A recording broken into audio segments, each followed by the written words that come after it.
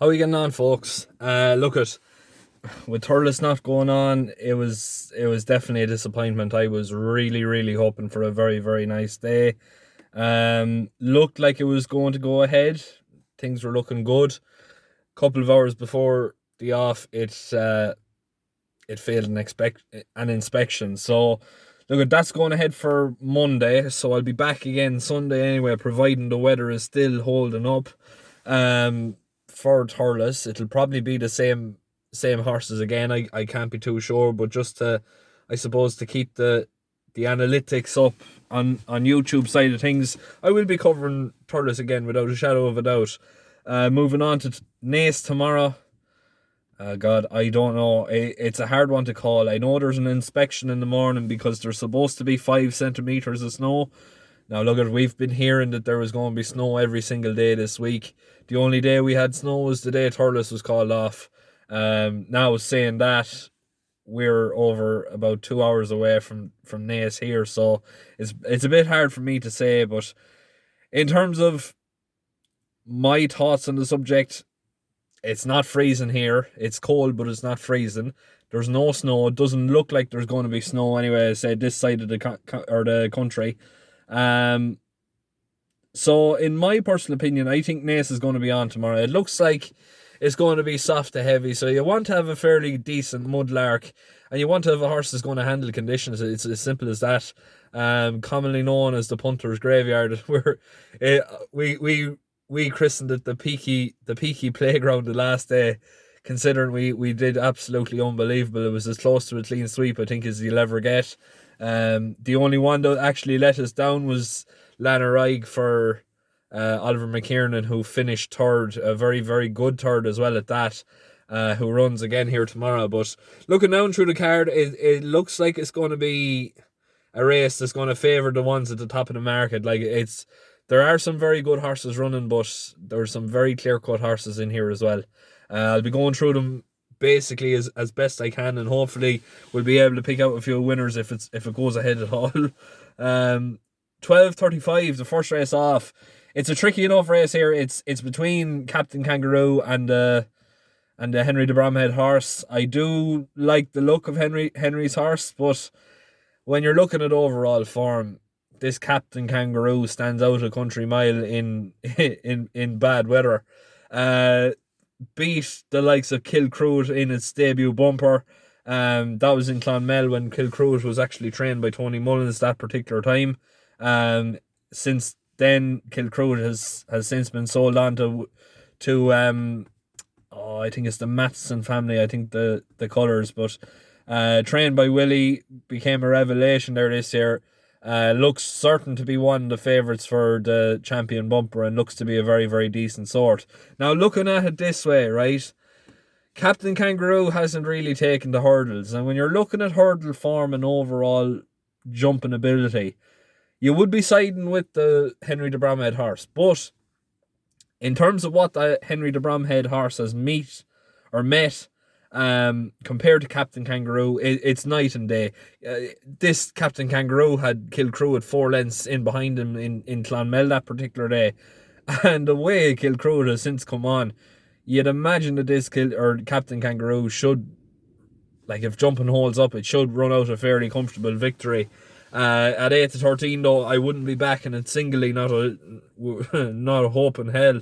105 then, I am going to be sticking with Willie Mullins here, and I'll be going with Gentleman to Me at 2-5. I know, look at it, it's a short enough price. I won't be backing it singly. I'll explain more after the next race as well. But yeah, this one here looks to be a clear-cut winner. It's as simple as that. Second, I think it was a length and a half behind a horse over in France. I think it was actually, yeah, I'm not even going to try and think of where the race was in France because I don't know. But I looked deeper into the form end of things, and this Magrudy, the horse that was in front of it the last day, it's since gone on to win €115,000 in prize money. Now, a few of those have been in graded company and listed company and all things like that. So to be a length and a half behind that, coming into maiden hurdle company here, you'd imagine this horse is going to win this race by 20-30 lengths. It's as simple as that. If the form stands up, this gentleman to me should run out very, very bloodless and very, very easy. I think 2 to 5, it's not a price he should be backing singly, but like I said, put it up in a double or a treble, whatever it is like that. Moving on then to the 140 then, and this is going to be the last leg of the treble here. Ellie May at 4 to 7. This one here certainly looks to be the one to beat. She's meeting Shattered Love, who I suppose, all things considered, she's rated the same, but she has to give £7 away. Now, the reason why she has to give £7, if I'm not mistaken, is the fact that she's been mixing it and doing it fairly well in mixed company, so mixing it between mares and geldings. So look, at realistically, Ellie May is the one to be on. She shouldn't be beating Shattered Love, although she is a mudlark. She should love the ground conditions, and she should put up a very strong test to Ellie May. Ellie May is a pure battler. She will certainly she'll certainly come back to Shattered Love here.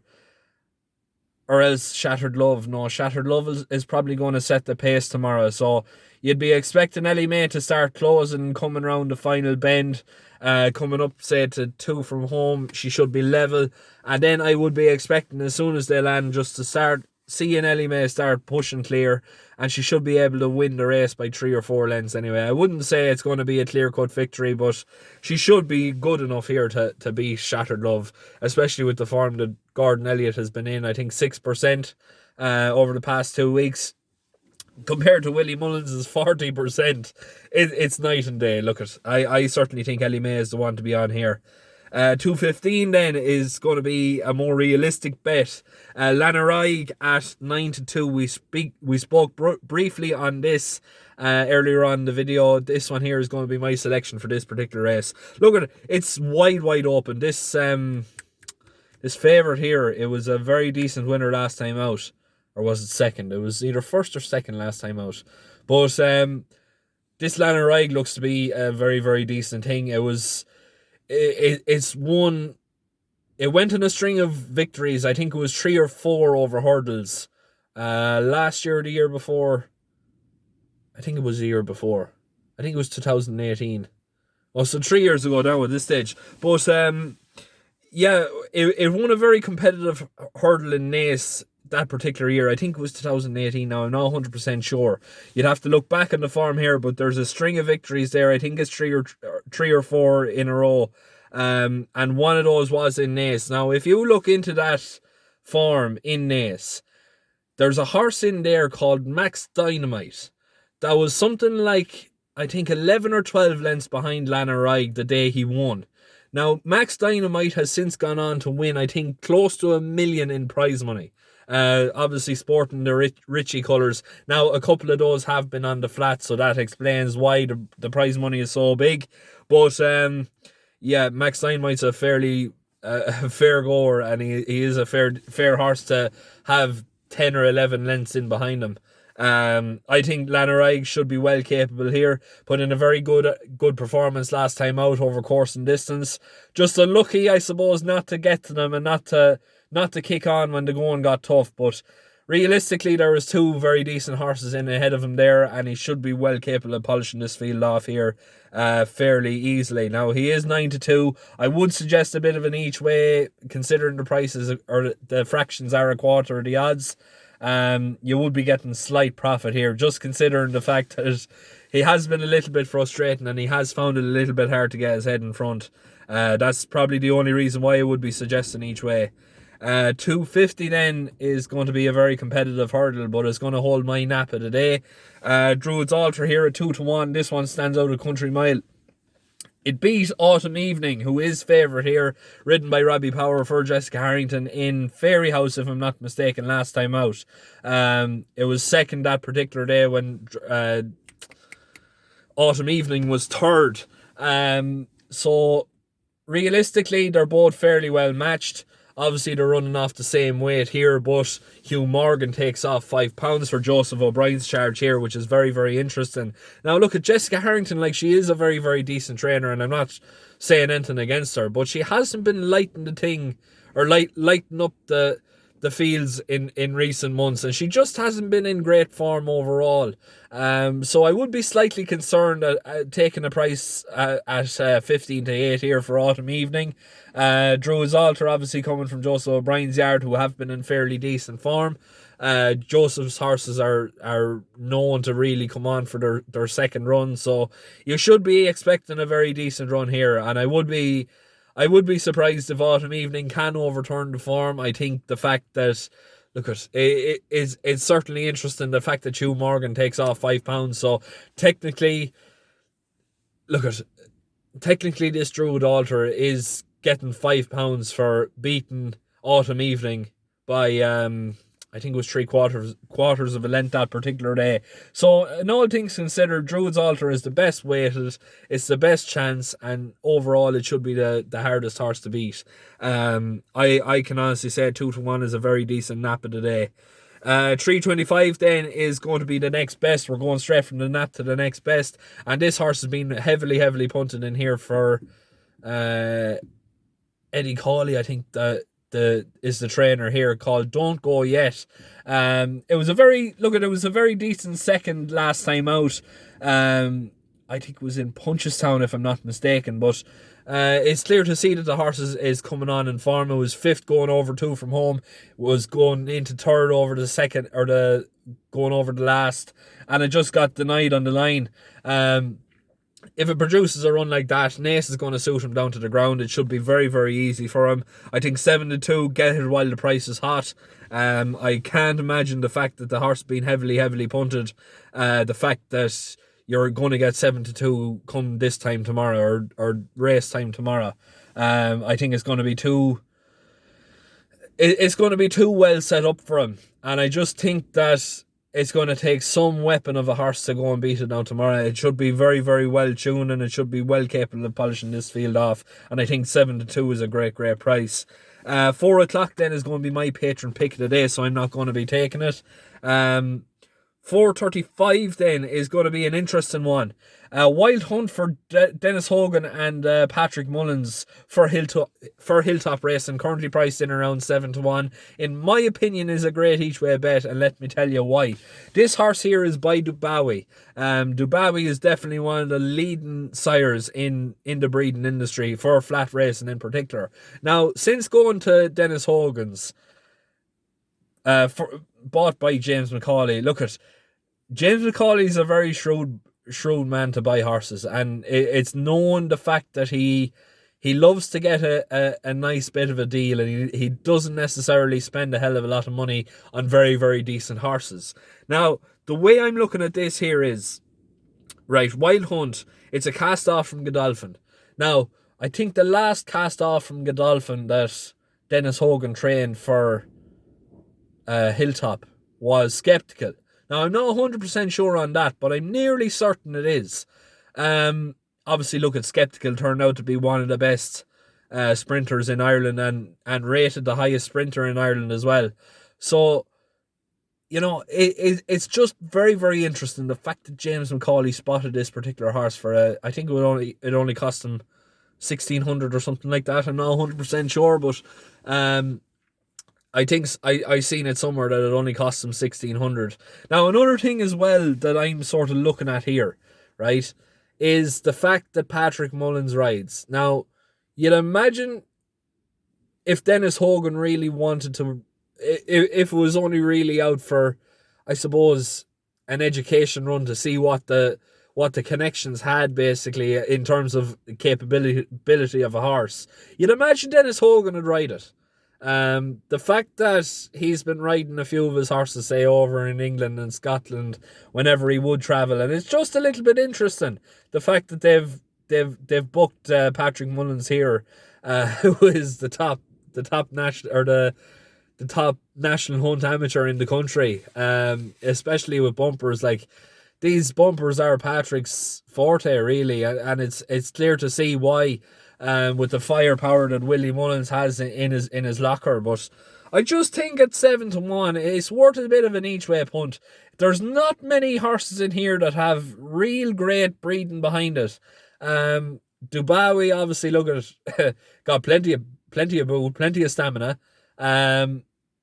And it's just interesting. The fact that it's a bit of a cast off from Godolphin. These boys in Godolphin, I don't know. They just seem to get rid of horses a little bit quicker than they should, and especially with the likes of Skeptical and Tiger Roll as well. Tiger Roll was a I think I think it was Godolphin's cast off as well, if I'm not mistaken. I think it was bought by Nigel Hawke back in the day. So look at when you think of all things considered, this wild shot could be a bit of a wild shot here, and it's just interesting. And I just think 7-1 is a bit of value there each way, and it should be well capable of running a very big race. But look at, I'm going to leave it there. That's all I have for tomorrow. Hopefully, look at racing goes ahead now tomorrow, and hopefully we'll be able to get in the end of a few winners. That treble, I think is nailed on, and it should be nailed on at them sorts of prices. But a few of them bigger prices in there, they look very, very confident, and they look very comfortable as well. In terms of Patreon, I leave a link in the description below. It's €10 a month, but I suppose for the €10 then, as well as that, you get entered into the monthly giveaways. We've got a nice little thing coming up now next month as well. I'll explain more at a later date, but it's going to be very, very exciting. As well as that, then you've got the WhatsApp group who, between their own bets and just the general banter, like it's a great group to be in, and there's plenty of winners and plenty of crack coming out of it as well. And as well as that, you get daily tips from the likes of myself, Dean and Ryan, who Dean actually tonight put up a 25-1 second. So realistically, like a tenner a month, you're definitely getting value for money, and you should be, well, look at it, each to their own. Like if you want to sign up, you can, but if you don't, it's no, I suppose, what's the word to try and say? It's no hard feelings, let's just say. But look, it helps me out as well. And as well as that, please make sure to keep liking, sharing and subscribing. That very much helps me out as well, to try and boost up the numbers watching the videos, to try and boost up the subscribers as well, to hit that 1,000 mark, so we can start looking at monetizing this video as well, say to get paid by YouTube. And as well as that, it's great to see that so many people are supporting this page, and it's something that racing doesn't necessarily do too well on YouTube. So it's great to see that so many people are viewing the stuff and enjoying the content. But look at, I'm going to leave it there. Look at, please make sure to keep liking, sharing and subscribing, and best of luck tomorrow if you're going to be having a bet. Thanks very much.